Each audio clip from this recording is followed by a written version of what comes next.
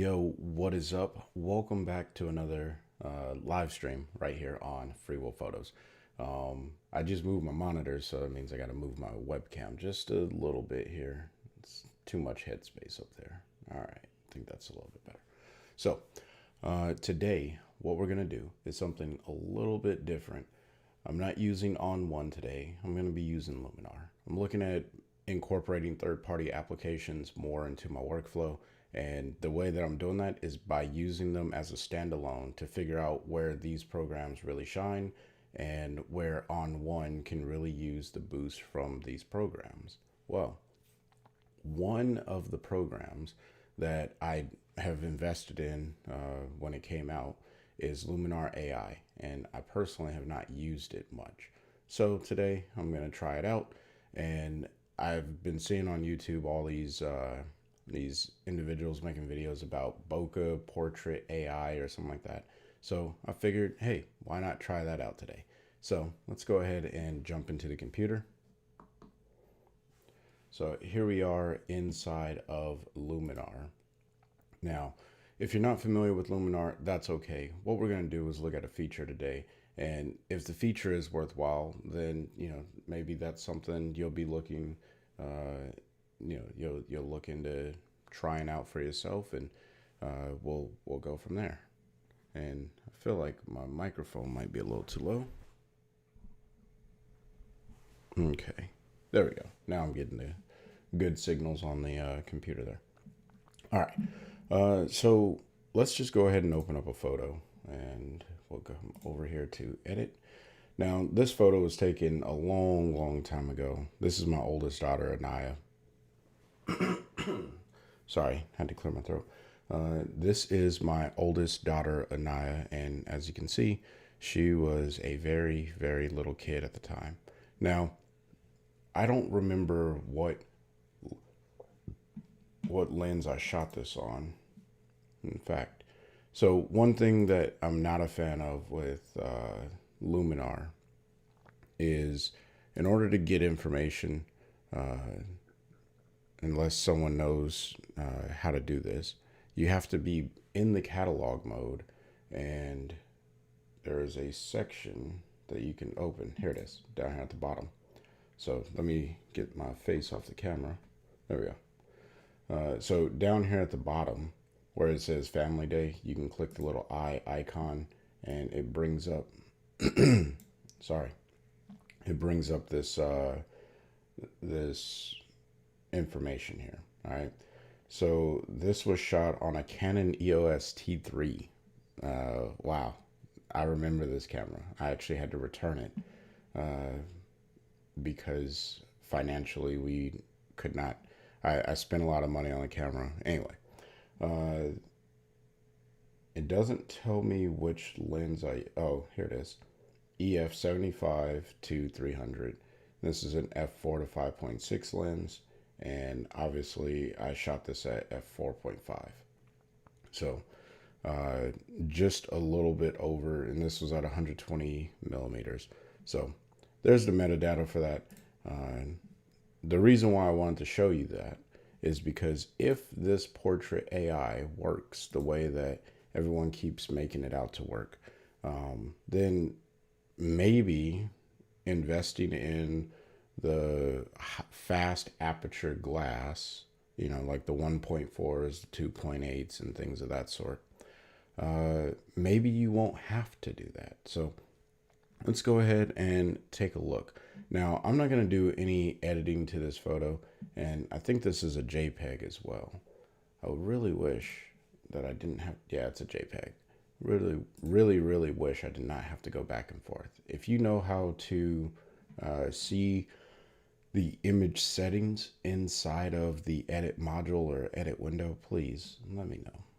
All right. So let's go ahead and click on Portrait Bokeh AI.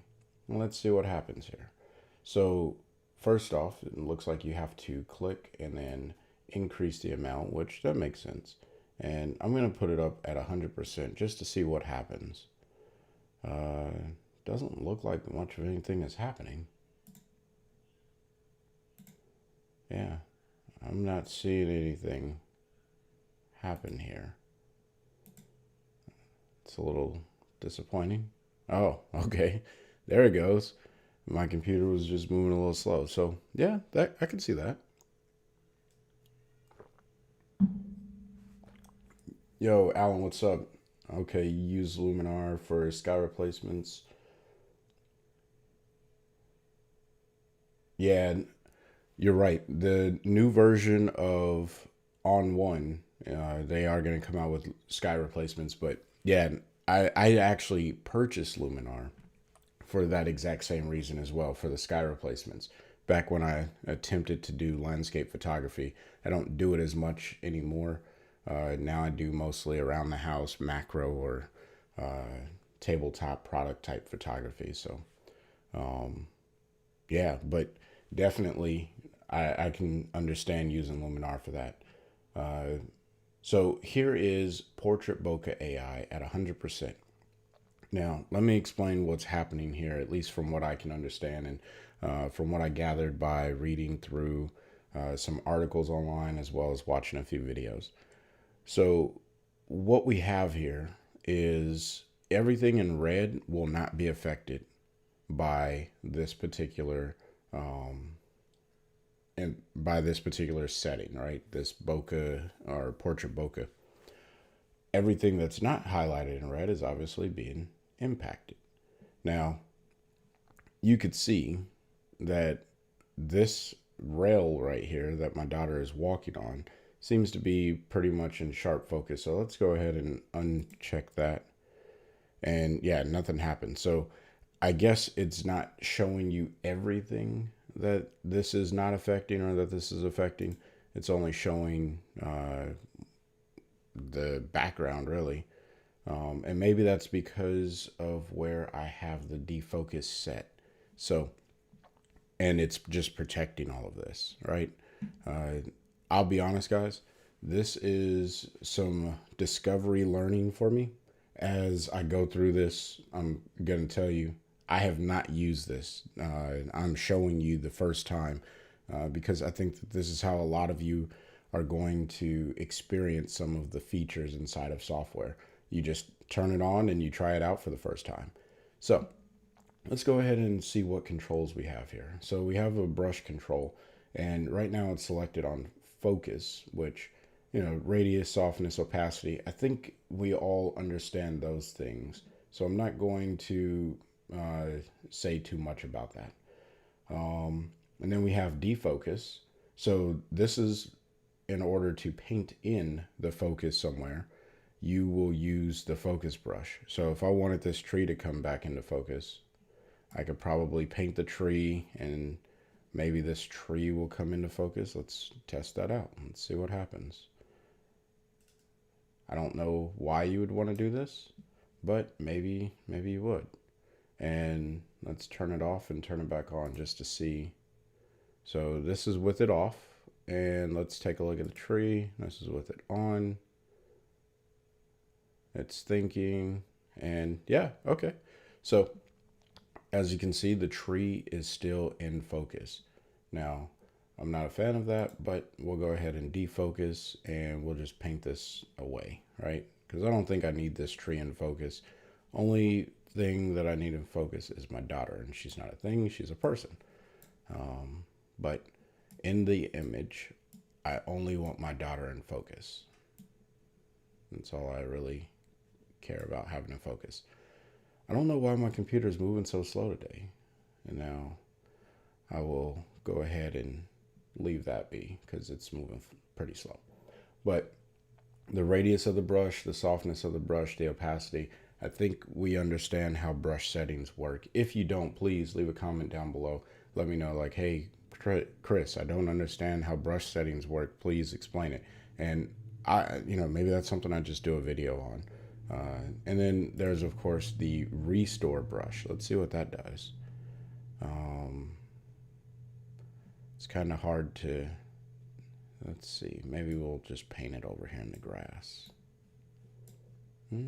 That's not doing much of anything. Paint it over here. No, that's not doing anything either. Interesting.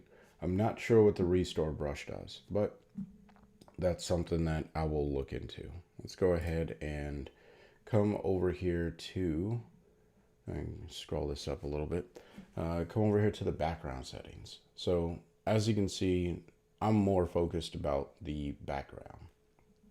And it looks like the first one here is brightness. So if I increase this, maybe it'll get brighter. Yeah, the background's getting brighter. Okay. So I think that's pretty self-explanatory, right? Background gets brighter or it gets darker. It does take a little while, like at least on my machine, and I don't know why, because I'm using a Mac Mini M1, but yeah, you can control the brightness of the background. That's kind of cool, if that's something that you need to be able to do. Again, this is centered around portraits, right? Let's see what this highlights glow does. Now, if this is similar to the glow inside of ON1, it provides like this really nice, soft, airy look, kind of like a defocus, which I'm not seeing. Let me put it at 100%, because I'm not seeing it personally as I sit here. Oh, yeah, okay. So that just brightened everything up. Yeah, I think that's what it is. It's we'll try it on a different photo where there's a little bit more for it to grab onto. And let's see what the warmth does. Can we warm up the background? Because mind you, this is only affecting the background. Maybe try cooling it off. We'll cool it off pretty good. Let's see what happens there. Okay, so now you start to get a different tone and color. There could be some creative utility in that. I'm gonna just reset that because I think I liked the way that the background looked. I remember when I picked up my first Canon camera, and then obviously I switched to Nikon for a while. Now I'm back with Canon, but I really did enjoy the colors that I got. I had no idea what a raw photo was at this point. I was only shooting JPEGs, but that's fine. Let's see what this depth correction does, which I think it's going to change where the depth or the plane begins and ends. I think that's what happens with this. I think if you pull it to the left, let's see, it doesn't seem to be doing anything. And maybe this just isn't the greatest picture for demonstrating. Oh, okay, I see it doing something down here. Let's see. Oh, okay. So if you pull it to the right, the background becomes a little bit more in focus, the things that are further away in the image. And I think it's all in relationship to what you have painted. But I could be wrong. Maybe there's something else that it's using. If you know, drop it in the comment section. So if I pull this to the left, maybe it'll come further down. So if I wanted to really blur more and more of the background and get that super crazy separation, right? Almost an unreal separation. And I could see this working. Now obviously I have the amount all the way up. I think if I were to pull back on the amount and really allow, well, that's interesting. So if I pull back on the amount, I don't know, is it still thinking? It seems like, let's see. Yeah, if I pull back on the amount, you can see the background, it doesn't get as blurry, but it also doesn't come down as far. So if I pull it all the way up, you're going to see this start to affect down here more. And I'm going to get a sip of coffee while my computer thinks about what it wants to do in life. You see? Now, this just looks weird. So I think for this image, all the way up makes the most sense. That's what I've noticed so far. But now it doesn't even look like it used to. Uh, yeah, okay, well, maybe this, guys, this is part of that trial and error. And maybe because of the depth correction. So if I double click on that, yeah, it was a depth correction. I was throwing it off. So when you start to work with these backgrounds and you want to build the bokeh, it seems like there's going to have to be some relationship between how much you actually add this effect in and the actual depth correction that you put onto the image. Now, obviously, I've only been using it like right now, but my guess is as you pull it more to the left, the depth correction comes forward or towards the bottom of the image. As you pull it to the right, the depth correction goes further to the back. Now, this could be beneficial if you have like a group portrait and you want to create some sort of separation. And we'll see. I have some photos with multiple people in it. We'll try that one out. See if we can make that make sense. But all in all, I think that, I'll leave the depth correction where it's at. The default setting and, pulling it up, I could absolutely work with this image.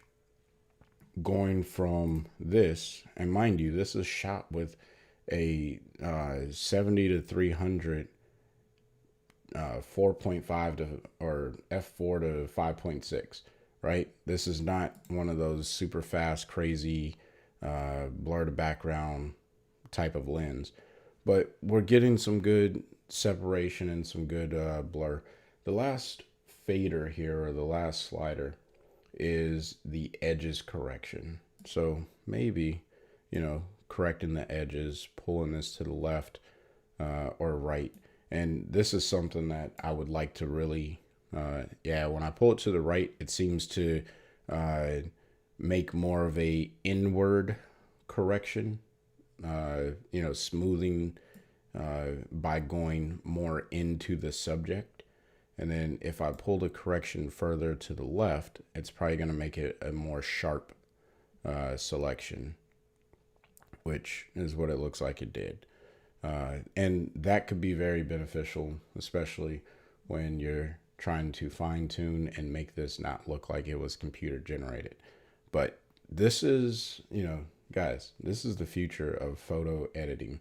And I know that there's a lot of mixed results or mixed feelings on this, but if you look at this, there's Portrait AI, there's Face AI, Skin AI, and Body AI. Now, I have used the Face AI in a previous version of Luminar. I have not used the skin or the body just because that's not the type of editing that I care to do. But I guess the skin, but the body portion, I don't really change figure, right? You are who you are, and that's who I like to capture and keep that. Now, let's go on to another photo and see what we can get out of it. So, again, here's another photo, same day, same camera, same lens, right? Now, just a different photo, different pose. Let me see. Yeah, this is JPEG as well. I do have some raw photos in here.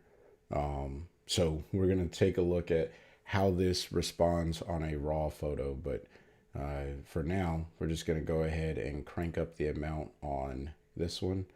And let's see what happens in the background. And for what it's worth, I enjoyed the background of this image to begin with. I don't like what's happening here on the bars. I think I need to include more of the bars just because you can see this weird separation happening like right around here where it's blurry below it and it's in focus above it. I think the bar that's back here looks better than this one. So I'm just going to add in this bar, and I'm just trying to make it the same size or close to. And I don't know if this is gonna make like a weird glow.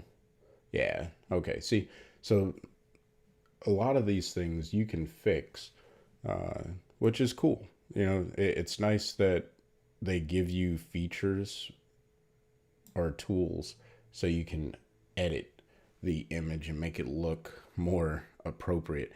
Now, there is this weird glow, and I think that's where the edge correction is going to come in, um, because she is definitely popping out, which is great, but I think I need to work the edge correction. So if I pull this to the left, maybe that's going to fix it. No. Pull it to the right, maybe. I'm not seeing any difference here. Oh, yeah.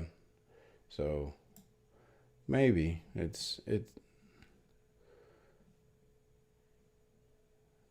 maybe I need to go in and really paint those edges, and that would be a little annoying, I'm not gonna lie. If I have to go in here and paint all of these edges one at a time, I would be very annoyed. And then it looks like her hair doesn't seem to be preserved, and yeah.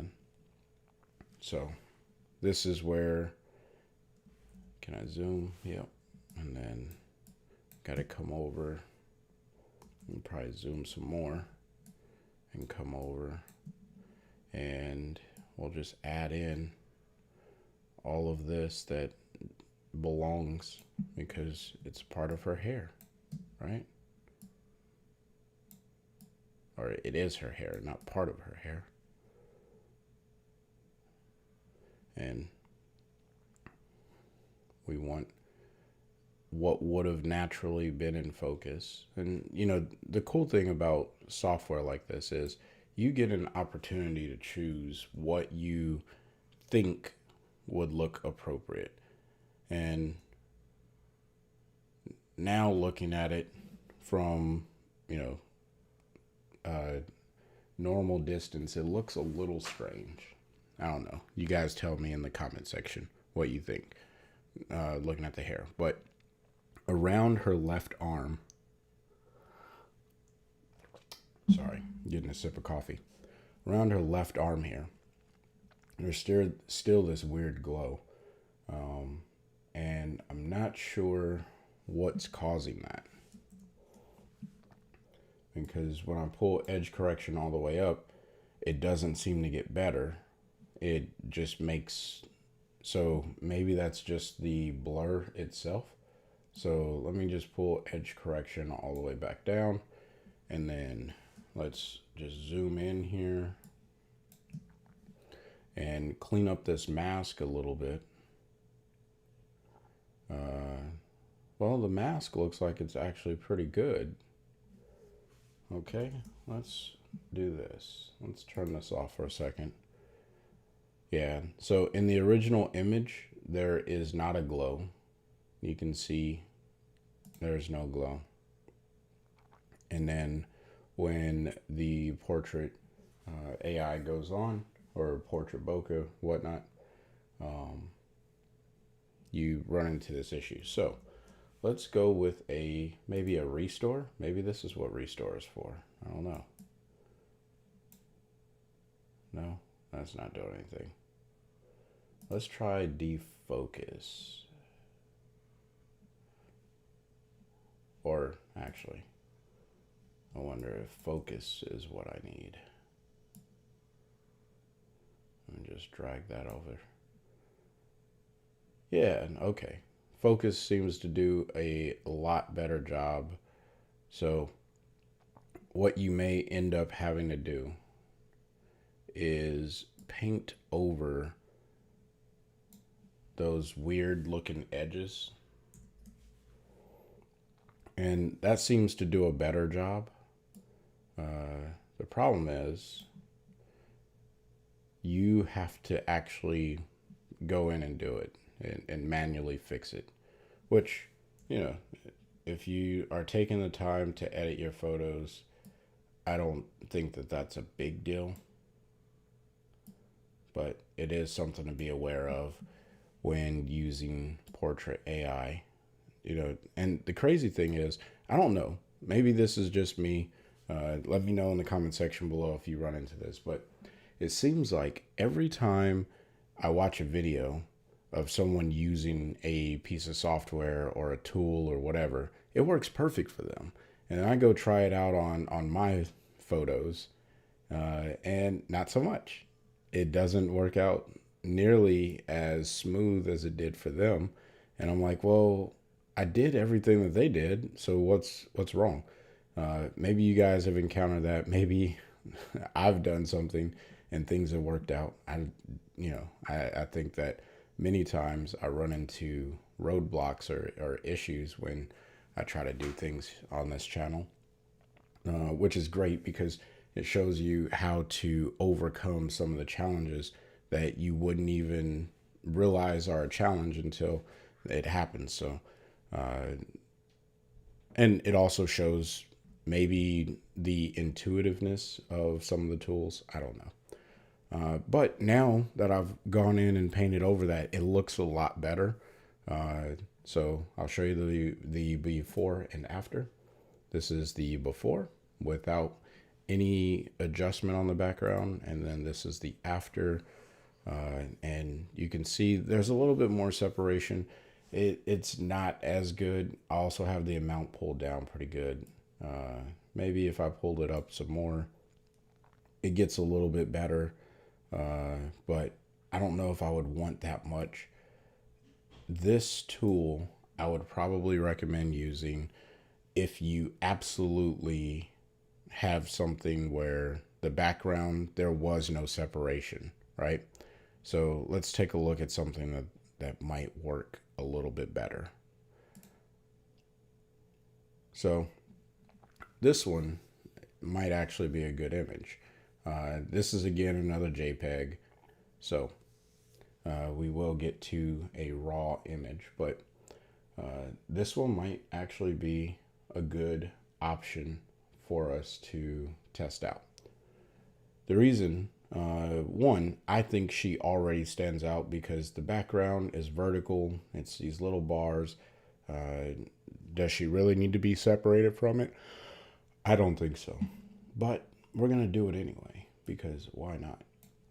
So we'll go ahead and pull up the Bokeh AI, and we should be able to really see it on this one, just because, I mean, yeah, everything was pretty much in focus in the background.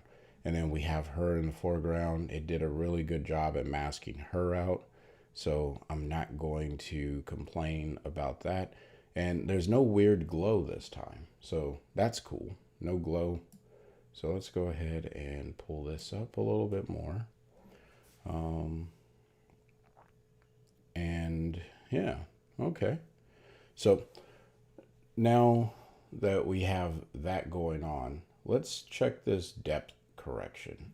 I feel like it's only blurring up in this area, and maybe we want this to come down a little bit more, right?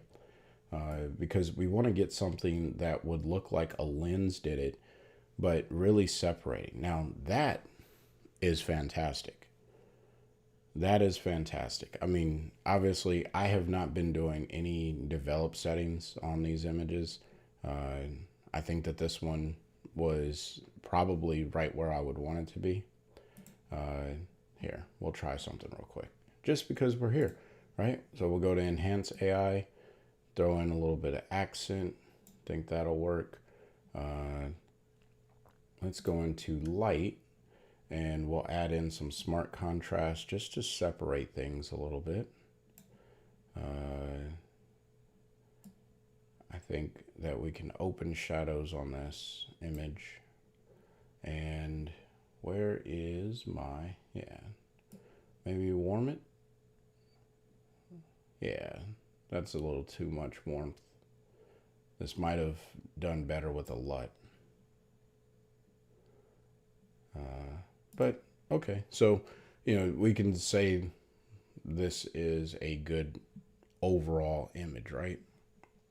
I think I mean I would absolutely print this and hang this up on my wall or put it in a photo album. So I don't know. Let me know what your thoughts are. Uh-oh.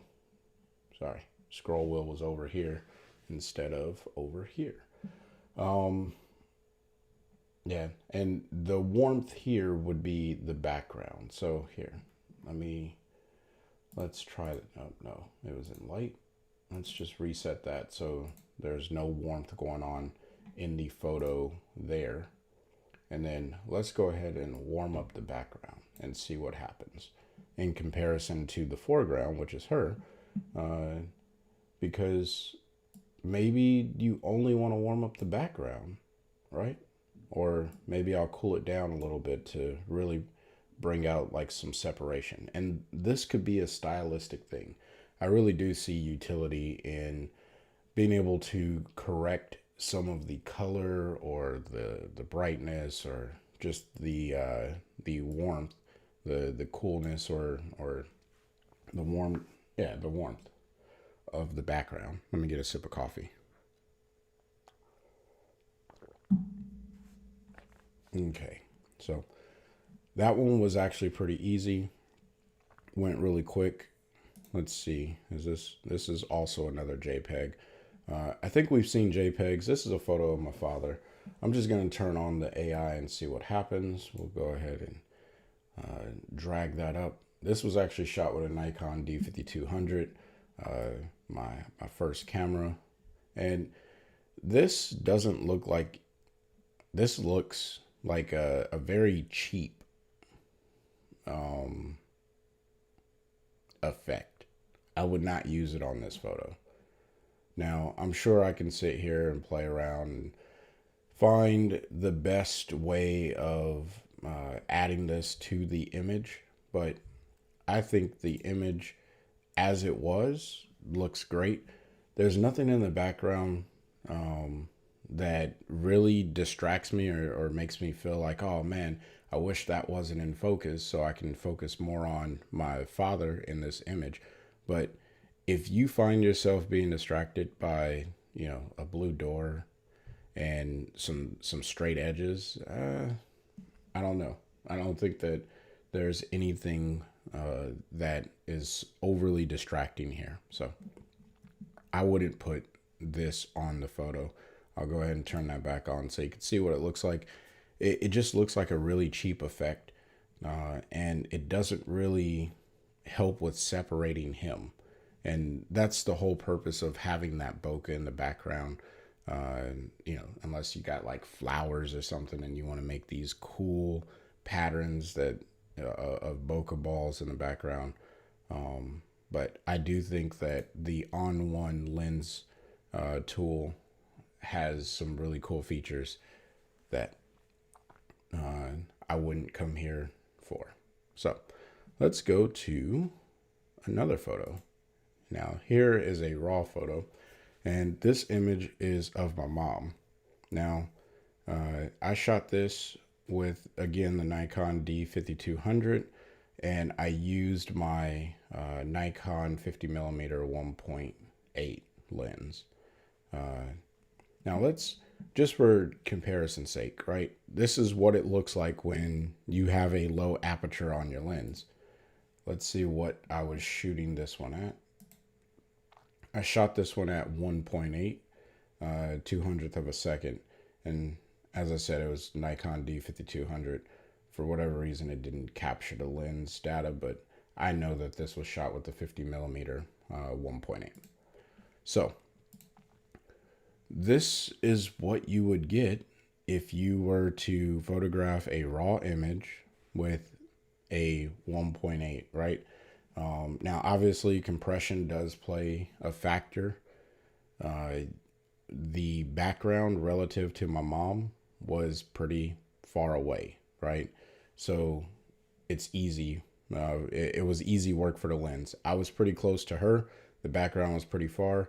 So as it focuses on her, it compresses the background or makes it a little bit more blurry. So there you have it, right? Now, what I realized on this image is I put my focus over here for some reason instead of putting my focus on the closest eye. I was experimenting, I was learning, and that was something that I had not learned yet apparently, but I've picked up on it right now because now I know. With that being said, let's go ahead and throw some Bokeh AI on here and see what happens, right? I would not throw it onto this photo. I do like the out of photo look. I don't like this look anymore. In fact, I like it a little less. Yeah. Yeah. Because the background itself, it just doesn't, this just doesn't, this doesn't do it for me. Nah, I would have left this alone, just like so. All right, let's move on to another photo. So here's one where I think the background or the Portrait Bokeh AI would work. This is a photo of my mom, my dad, and my sister when we went to Legoland a few years back. And, the background doesn't bother me as much, but I think it would be interesting to see what happens when you have multiple people on pretty similar planes trying to use the Portrait AI or Portrait Bokeh. So let's just go ahead and turn that on and see what happens. Because I would be curious to see. So it doesn't realize that their hands should be part of this, which that's fine. It's a small piece. So I'll just paint over this area, get their hands back in focus, and then paint out the areas that I don't want. Let's see. Almost there.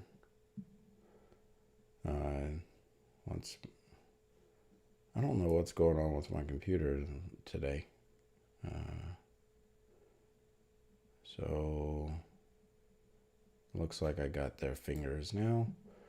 And no? Okay, I guess they come up a little bit further. Do I have them now? Yes. All right.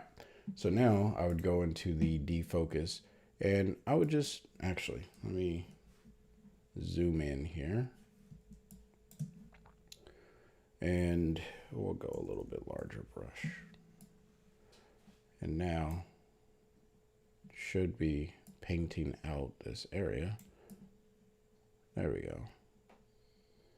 Because I don't need all of that, I'm gonna have to come back in there and fix that. My computer is just lagging for some reason.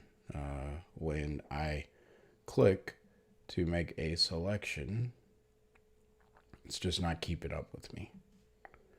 Now, what would be nice is if there was some form of perfect brush that I could use here inside of Luminar to make these selections, but unfortunately there isn't.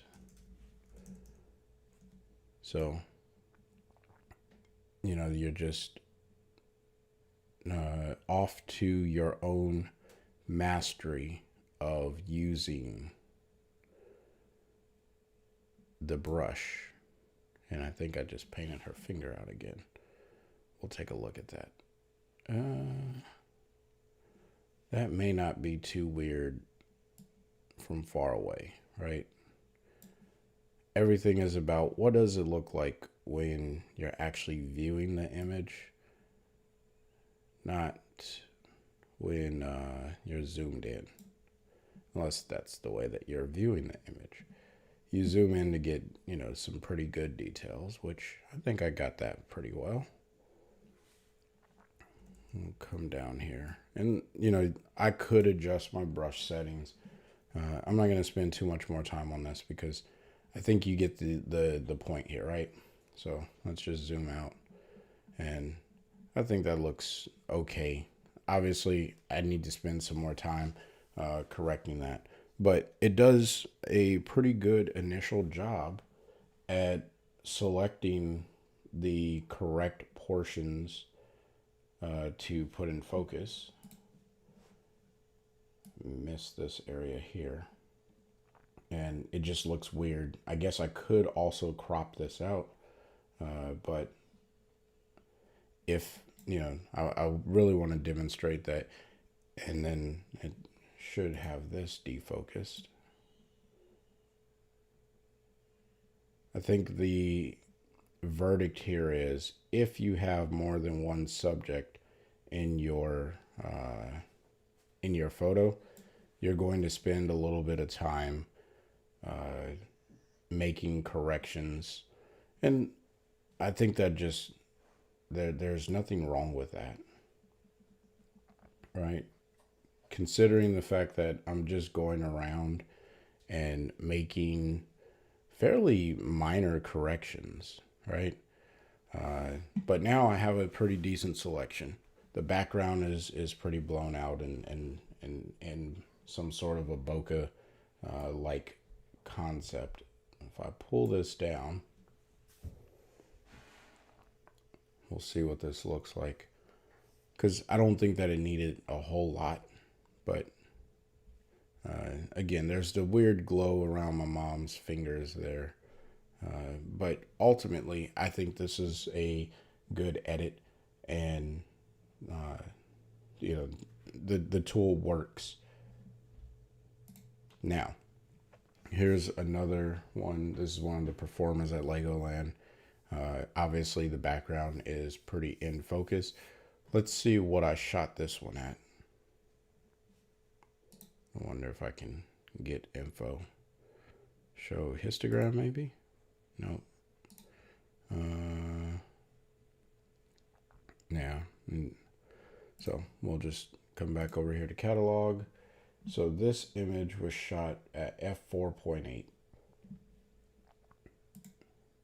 Oh, and this one was shot with the D3400. All right, so for all you D3400 users out there, here comes a image that was shot with it. All right, this one is a little dark, so I am going to come over here to, we'll just throw up some accent, maybe come over here and put a little bit of exposure into the image, open up some of the shadows and contrast it. There, just some really basic adjustments, probably not where I would leave it, but just to get the image more visible, right?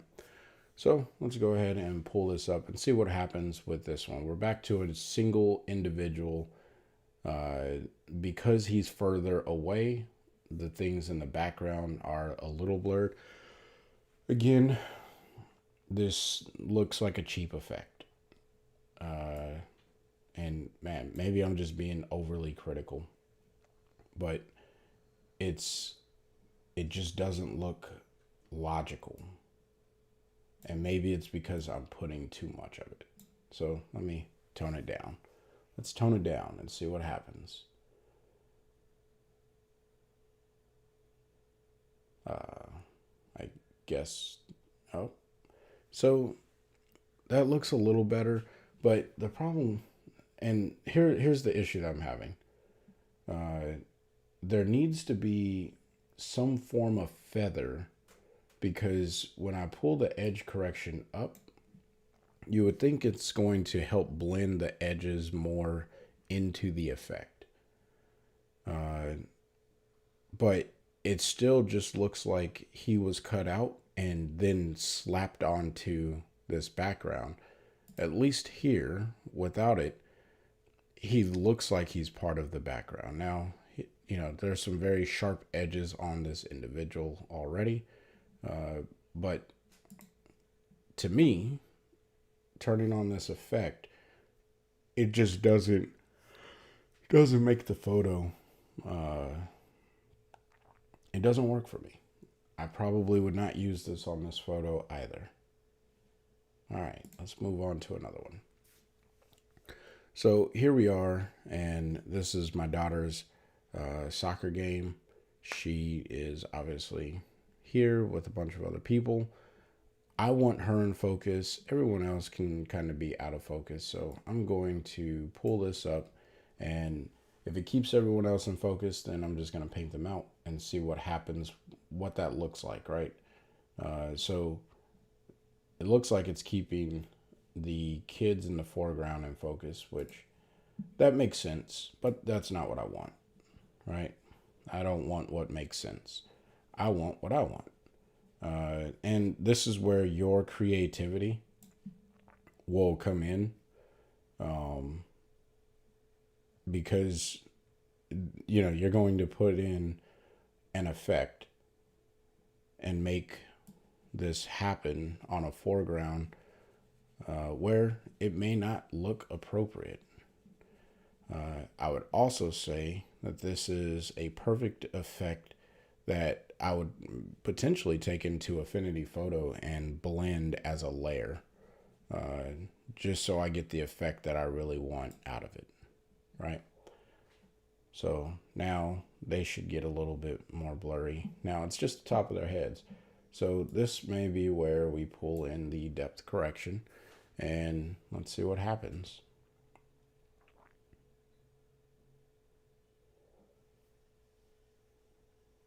Well, I'm not seeing anything right now.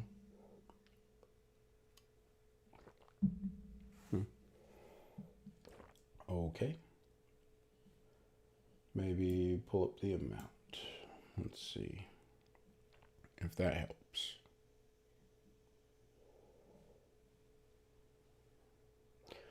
Yeah.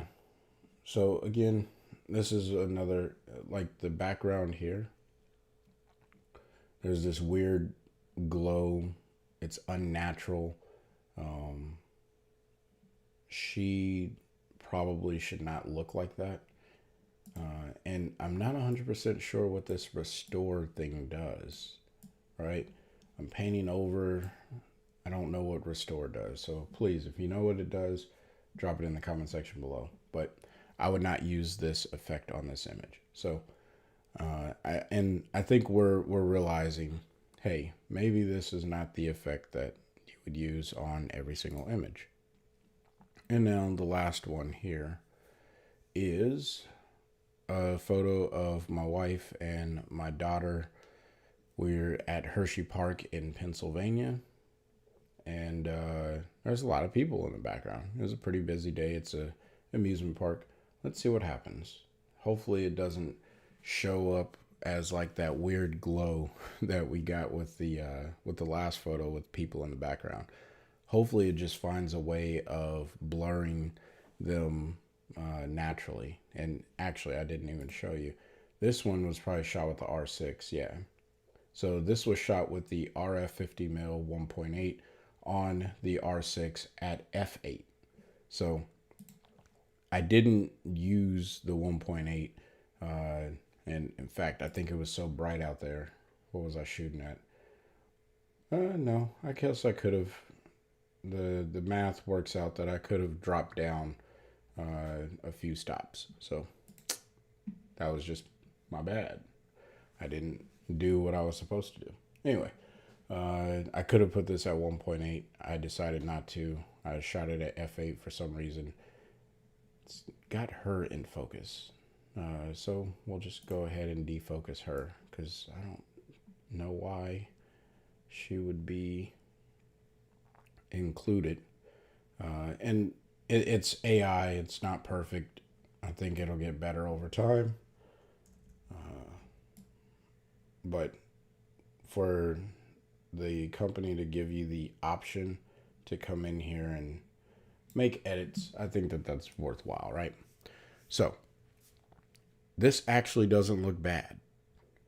I'm not a huge fan of it, and maybe even hit composition AI. Let's see what composition it wants to give me. I'm sure it's going to crop some stuff out. So Let's see what composition it is. But yeah, we'll go with that. I'll buy it. Why not? And I think that this is a fair photo. I would probably work with this, right? The Portrait AI now, or Portrait Bokeh AI, looks like it's working well. So I could dig it. I don't know. Let me know in the comment section what you guys think about it. I would really appreciate the feedback on that. So those are the final images, or at least that's all of the images that I have for this Bokeh AI. I do plan to use this. Let me go back here. So I do plan to use the Bokeh AI a little bit more and figure out, how do I use this? Is it beneficial to use this on portraits? Can I use it on landscape? Can I use it on anything else? Maybe there is a way of, really building that depth of field, but I'll be honest. I think using the lens blur inside of ON1 Photo Raw works a little bit better. And maybe that's just because I'm used to that. So, moral of the story, you go to a third application, in my opinion, you go to a third party application when you can do something better or the feature exists, right? So I would go to Photoshop if I really wanted to work in layers. I'm still learning Affinity Photo, but I'm pretty confident in my skills and ability inside of Photoshop, mostly because I used it more. So that's just a repetition thing. I know where the tools live inside of Photoshop. I'm still learning where tools live inside of Affinity. You go to a third-party application when you can do whatever it is that you want to do faster, right? Now, or you go to a third-party application when whatever you want to do, you can do more creatively. Because I think I can get a very similar effect to what is being offered in the Bokeh AI inside of ON1 using the lens blur filter. And maybe I'll put that up to the test. Let me know in the comment section below if that's something you're interested. Will it take me more time? Yes. But will I get a better result? I think so. And that's just me against the machine, me against the AI. So we shall see. We shall see. So I'll take any questions if anyone has questions right now, or any comments. I mean, questions, comments. It could be either one. You know, is Luminar a good software? I think it is. I really do think it is. There's even, there's all these templates that you can throw onto your image, and you can buy these templates. You can create your own templates. There's a lot of capability here inside of Luminar. I really did enjoy using Luminar 4. And that's the reason why I purchased Luminar AI. But I'm also looking forward to the new version of ON1. I think that that's going to be a pretty cool feature-packed software, and it's going to have a lot of really good tools, but we'll see. So I'm going to leave it there, and you guys can always shoot me an email. Still trying to figure out what I'm going to do about the website. Haven't figured that out. Obviously, I'm not posting weekly videos. I'm doing the live stream right this second. Still working on some pretty big deal stuff at work. So sorry that I'm not being as consistent uploading videos, but I do hope to continue live streaming and connecting with you guys in this way. So if you got questions, comments, anything of the sort, just hit me up on my email address. It's in the show notes below. And until next time, I want you guys to stay inspired and keep creating. Peace.